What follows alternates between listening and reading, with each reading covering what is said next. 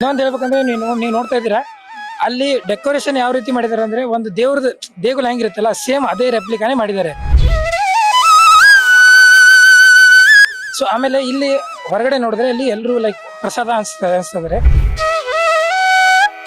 ಈ ಸೀನ್ ನಾವ್ ಎಲ್ಲಿ ನೋಡ್ಬೋದು ಅಂದ್ರೆ ದೇವ್ರ ಗುಡಿಯಲ್ಲಿ ನೋಡ್ಬೋದು, ಜಾತ್ರೆ ಇದ್ರೆ ಹಾಗೆಲ್ಲ ನೋಡ್ತೀವಿ.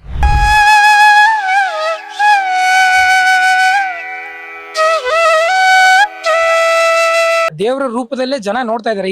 ಇದು ಲೈವ್ ಎಕ್ಸಾಂಪಲ್, ಇದು ನಾವೇನ್ ಜಾಸ್ತಿ ಇದು ಮಾಡ್ಬೇಕಾಗಿಲ್ಲ.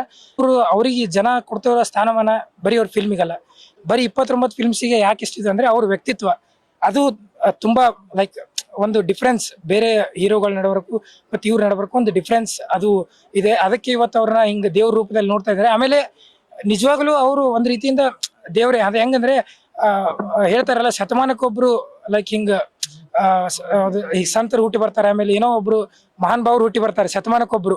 ಹಂಗೆ ಈಗ ಸಂಗೊಳ್ಳಿ ರಾಯಣ್ಣ ಇರ್ಬೋದು, ಆಮೇಲೆ ಸಾಕಷ್ಟು ನಮ್ಮ ಸಂತರಿದ್ದಾರೆ ಬಸವಣ್ಣವರು, ಅವರೆಲ್ಲ ಶತಮಾನಕ್ಕೊಬ್ರು ಅಷ್ಟೇ ಅವರು.